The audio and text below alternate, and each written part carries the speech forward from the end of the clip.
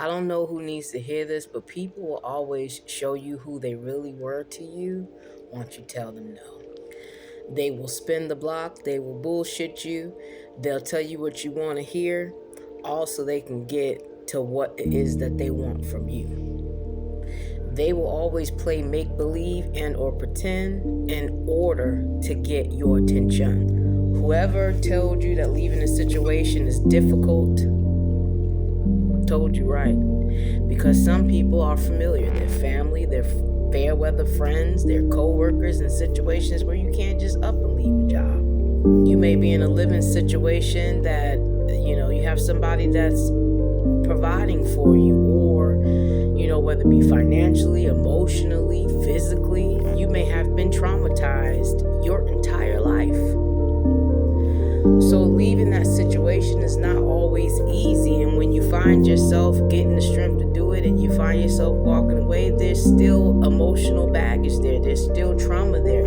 There's still things that you have to heal in order to get through it. And a lot of people find themselves backsliding. And all it takes is a few times to create a habit. And next thing you know, you may be in that same situation, or circumstance, even if it's not with the same person, it be the same entity. But one thing about it, and two things for sure, that story that they tell about Judas, well, Judas betrayed someone who was compassionate, someone who was sympathetic, someone who was empathetic, but that someone also knew that they had the power to step on the heads of snakes. Judas didn't get to spend any of that money that he betrayed Jesus for. None of it. So was it all worth it? In the end, it's not about waiting for their karma. It's about moving on with your life and being good to you and doing what's best for you. Because a lot of people, and I mean a lot of people out here, ain't worth a damn. They know it, you know it, and life goes on. The issue with you can be your heart, because it hasn't turned cold, because it doesn't want to treat people the way that they treat you, because you want to see better in this world. But one thing you're going to learn, and two things for sure: be nice to yourself, be cutting with other folks who don't deserve a place in your life, and don't be concerned about what they think or how they fucking feel. Because at the end of the day, you know why you're doing what you're doing for you, and they know what they did to you, and why they're doing for themselves what they're doing for themselves. And you also know what you've done for others. It's not about perfection anymore. It's no more of that. It's no more of that. We're moving past that. Because a lot of people go into psychosis because they believe their way is right.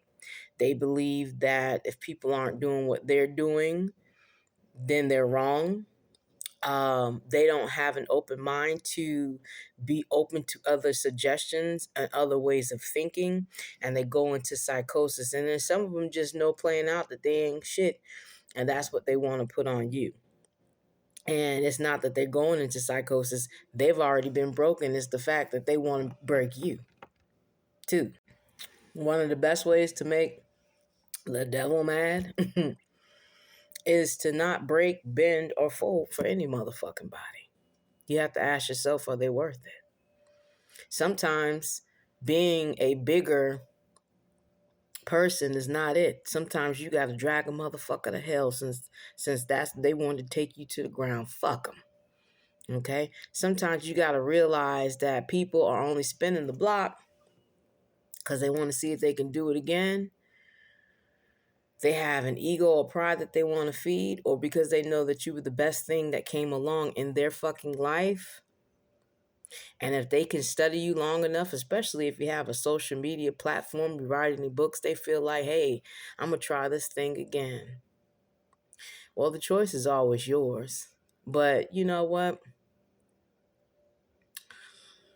I see a lot of people getting on here and their lives ain't what the fuck you think it is. even when they're giving you good advice. I know people whose lies are shit that give you good advice. The point is to be balanced.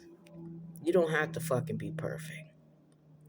The point is to be balanced. That's why I like Shira 7, because her ass and the other guy, the other Caucasian guy, because I don't, honestly, we don't know if they're lying about their lives or if they're really living the way that they say that they are. We don't see, you know, behind the scene for real, for real. We see what people want to show us. No different than me, no different than you, no different than them.